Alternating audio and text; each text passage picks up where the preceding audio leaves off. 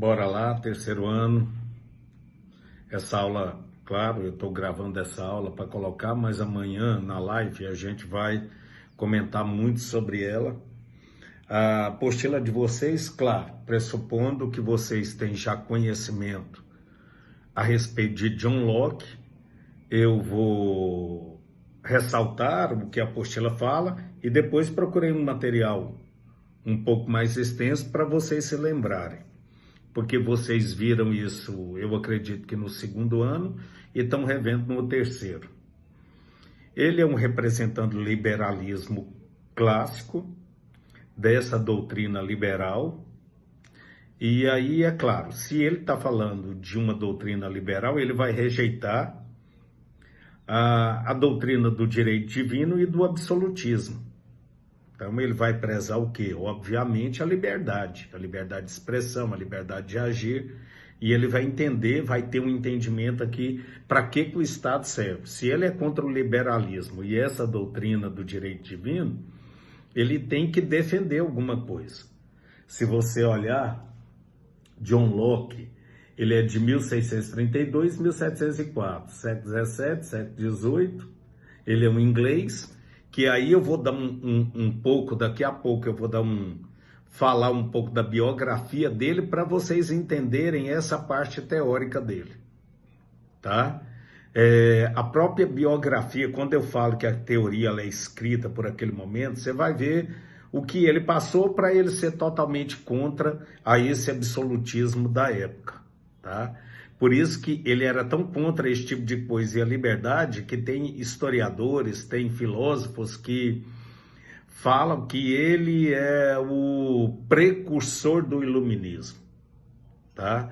Então, dependendo das questões que cair, vocês vão ter que ficar sempre atentos, porque se eles nem então que vai fazer uma prova mais organizada, melhor reflexiva, então vocês ficam bem atentos a isso.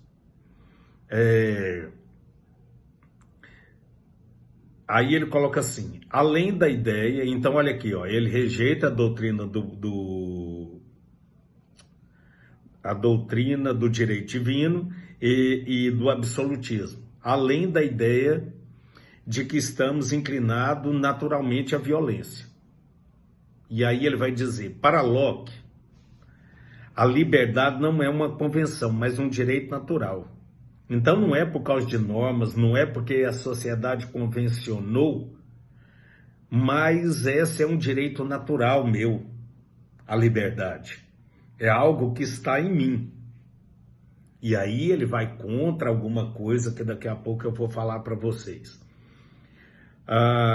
É instituído essa liberdade, esse direito natural, que é instituído pelo próprio condição humana que eu tenho. Agora, ele também não corre das obrigações, porque ele fala que é o seguinte, da liberdade surgem o quê? As leis sociais. Então, de acordo com essa minha natureza, eu sou livre, todos nós somos iguais e livres. E essa lei natural, ela institui a minha liberdade. É muito interessante. E eu acredito que ele defende muito isso em tudo que ele passou e a maneira com que ele começa a desenvolver sua vida. Segura aí. Eu ainda estou na apostila de vocês.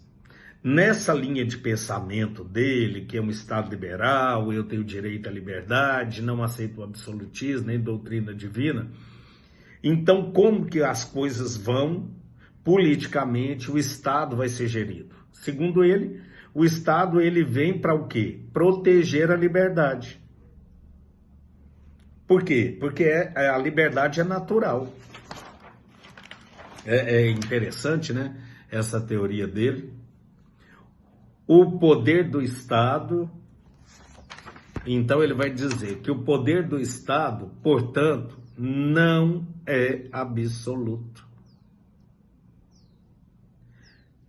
Se o Estado não lhe fizer o que compete, que é garantir a liberdade do cidadão, isto é, defender os direitos naturais, o cidadão tem o direito à insurreição justa e podem derrubar o monarca ou ser o soberano. Então cabe, então, se o soberano que ele foi colocado, se ele não garantir aquilo que é de direito meu enquanto natureza, que é garantir a minha liberdade, vai acontecer o quê? Ele está dando direito à população a fazer insurreições. O quê? Levantes, a manifestações. Hoje a gente poderia colocar isso, né? A essas manifestações. Então, se ele não cumprir isso obviamente vai correr com qual intuito? De derrubar o monarca e o soberano. Então, para ele, os direitos naturais são a liberdade natural, a vida e a propriedade. Agora, como fruto de quê? Do trabalho. Tem coisas que ele não nega. Ele é muito interessante essa visão dele. Dá assim, quando a gente fala alguma coisa assim, parece que a gente lembra de anarquistas, né? Só que não é, porque ele fala que existe o soberano, tá? Então lembre-se que ele é o quê? Aqui na apostila de vocês fala, liberalismo clássico. Agora ouçam isso aqui. John Locke nasceu na Inglaterra. Durante os tempos de universidade, decepcionou-se com o aristotelismo e com a escola medieval, que aí nós temos a patrística, a escolástica, a patrícia, Santo Agostinho, escolástica, São Tomás de Aquino, tá? Enquanto tomava contato com os pensamentos de Bacon e Descartes, problemas políticos obrigaram, então eles saem de uma visão, encontrando outra visão, e, além de tudo, ele enfrenta problemas políticos que o obrigam a sair do seu país, em 1675, e exilar-se na França. E, posteriormente, na Holanda. Regressa à Inglaterra somente em 1688, durante a Revolução Gloriosa, que levou Guilherme de Orange ao trono da Inglaterra e, a partir de então, pôde dedicar-se livremente às atividades intelectuais. Ou seja, um momento do qual ele está tendo contato com tudo isso, ele está fazendo uma leitura do momento dele. Então, essa leitura de vida que ele tá fazendo foi muito conturbada. Você imagina, ele tem que se exilar. Obviamente ele tem problemas políticos, então se ele está correndo, ele está tendo problemas justamente porque ele agora não acredita muito, está decepcionado com essa linha de aristotélica, ele está decepcionado com a escolástica, com a patrística, que é essas coisas da escola medieval, e ele está tendo um surto de ideias, daí ele vai defender tudo isso. E aí, ele é contra completamente a doutrina cartesiana. E a obra dele, não se esqueça, que é Ensaio acerca do entendimento humano. Nessa obra dele, ele vai contra totalmente as ideias cartesianas, do qual o ser humano, segundo ele, possui ideias inatas. Ele descarta toda essa possibilidade, ele fala de jeito nenhum. O homem não é assim. O homem não nasce com essas ideias.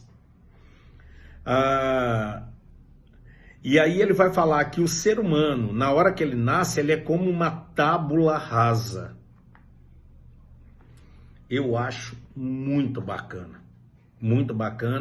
entender essa visão de Locke. Porque ele fala assim, tábula significa tábua, ou placa de madeira. E o adjetivo que ele coloca aí de rasa quer dizer do quê? Plana, lisa. Então é uma tábua que nada foi escrita. Ele fala assim, ao nascer, a nossa mente seria como um papel em branco, sem nenhuma ideia previamente escrita. O que dá para entender quando ele fala isso, que ele acaba assim, se eu fosse colocar assim de grosso modo, bem de maneira bem simplista, é de que nós somos fruto do meio. Então, que isso vai sendo escrito. Por isso que depois, lá ele vai fazer, aqui ele está fazendo uma ideia, ele está defendendo uma tese nessa obra dele, que é o ensaio do entendimento humano, o ensaio acerca do entendimento humano, ele está fazendo uma ideia do indivíduo. E depois ele vai fazer essa crítica que o livro de vocês coloca acerca da política, tá? Então ele retoma essa tese empirista, segundo a qual nada existe em nossa mente que não tenha uma origem nos sentidos. Ou seja, a partir dos meus sentidos que eu vou aguçando, que eu vou colocando, é que eu vou escrevendo nessa tábua. O filósofo defende que as ideias que possuímos são adquiridas ao longo da vida mediante a experiência sensível, imediata e seu processamento interno. Desse modo, o conhecimento seria constituído basicamente por duas ideias. A ideia da sensação e da reflexão, que amanhã eu comento sobre isso. Mas dá para a gente entender como que esse cara é. Então ele vai falar assim, eu sou dotado, não que isso é inato, mas eu adquiro conhecimento a partir das minhas sensações. Depois, o que dá para entender que a priori é que eu vou fazer uma reflexão a partir do momento que eu aguço os meus sentidos, que eu passo a ter o sentido. É como se eu pegasse qualquer coisa, eu vou tendo conhecimento, depois eu passo por esse sentido reflexivo, e daí é a minha formação. Então a minha formação ela se dá dessa maneira, muito diferente do que Descartes falava, né? E ele vai tendo contato com todos esses homens, e aí ele vai colocando as suas ideias. E devido ao momento em que ele passa, ele vai falar, opa, eu sou livre. Eu sou livre, eu tenho isso que é um direito meu natural. Então ele é contra essa coisa de que tem que colocar.